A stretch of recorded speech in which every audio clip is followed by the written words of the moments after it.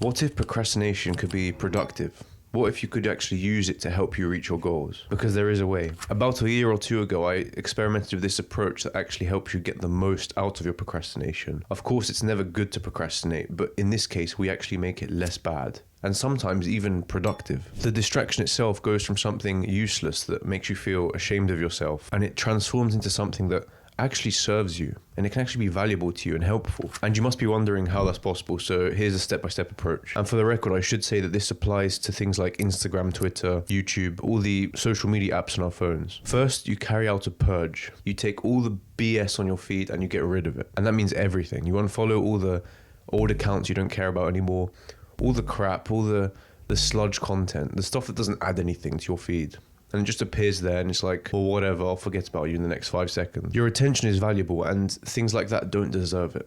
It deserves to be spent more wisely, and that's what we're going to do in the next few steps. See, back then when I came up with this approach, I was just scrolling Instagram or Twitter, as you would. Things would chill. And upon seeing all the accounts I was following and all their content, I thought, why? Why am I even following you? Why am I looking at this? What's the point of this? And I started to realize I got complacent with what I put on my feed, and it just filled up with all this crap content that didn't help at all. I got rid of all of that and thought, this is a blank slate. This is a huge weight off my shoulders, and I feel like I can give my attention to something more valuable now. It makes a clean slate for the next few steps, and the next few steps is where we get the real value out of it. The second thing you do is more of an approach, and it's you only follow people that add value to your life and your feed. People that inspire you, people that post useful advice or interesting content or unique insights. Anything you treasure, anything that helps you reach your goals, and anything that helps you become a better person. And your standards should be strict. Is it something that deserves my valuable attention? And if you're thinking it sounds excessive, which I understand, but it's important because what you consume every day matters. Think about it like this. If you eat junk food every day, you eat McDonald's, you eat all that crap, right? You start to feel it. You start to feel lethargic, sluggish, and especially if you switched from a healthy diet to that. And you really feel it. But let's say you do the alternative and you eat a diet of the most delicious whole foods, all your vegetables, all your meats, all your cheese, your fish. You feel good because what you consume reflects into how you are and how you carry yourself as a person. Why should we treat content any differently? The things we consume every day change us. So why not use that principle to our feeds, to Twitter, to YouTube, to Instagram? Because when we procrastinate, we fill our horizons with the content we see on there. And if it's stuff that numbs our mind or demoralizes us or just makes us feel like crap, then it's going to reflect in who we are. But if we do the alternative and replace it with people who offer value, who offer insight, who offer interesting takes, then we're surrounding our horizons with amazing things, and that will reflect into our state of mind and our state of being. So far it's still procrastination, right? You're still wasting time technically, you're still avoiding the work that you probably should be doing.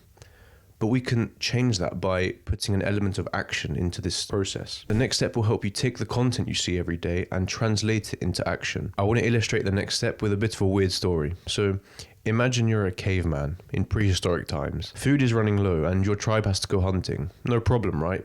Well, yes, because you're injured. You have to feel the pain of sitting back there and watching your fellow tribe members go out for the hunt, and you sit there feeling almost useless, and you know you should be helping them.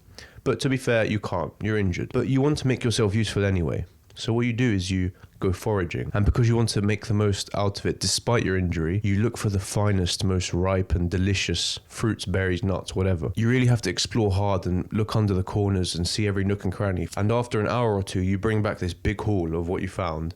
And you know, everyone's appreciative, they're celebrating it because you took the time and effort to go out there and look for the most delicious ones only. And that's exactly what we're doing in this next step, only in a digital world, obviously. Of course, it's not the main pursuit we should be doing, but we make the most of the tangent by finding the best piece of content along the way. So how does that look in practice? Well, it's basically foraging, like I described. It's as you scroll, and if you see something that is valuable to you, you just save it. I know all these apps have a feature for it now. You can save or bookmark. You do that. And this could be really anything that you find valuable. It could be a tip. It could be a useful piece of advice. It could be a list of interesting things. It could be an interesting opinion or an analysis on something. Literally anything that helps you learn, that helps you grow, that helps you become better in some element. For example, I edit these videos, right? And as I'm scrolling on Twitter, I follow a lot of video editors.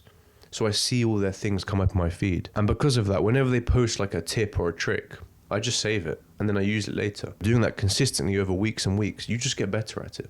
So even though I'm technically procrastinating and I probably should be doing the work, that tangent still helps me achieve my main goal. It makes it less bad and gives it more of a positive effect. Of course, though, there's still a problem, because even after we save these posts, you get stuck in the cycle of just saving and saving and saving and never doing anything with them. And that's exactly what happened to me. I would be stuck in this cycle of just saving posts and then building up my collection only for nothing to change. Nothing happened. You're procrastinating while procrastinating. This is not good. And after all your time and effort in finding those posts, you don't want them to be lost in the void. You know, you want to actually use them to create value in your life. But luckily there is a workaround for this, and it's so dead simple. What I did was I set aside an hour in my week, just like an hour on a Friday or something.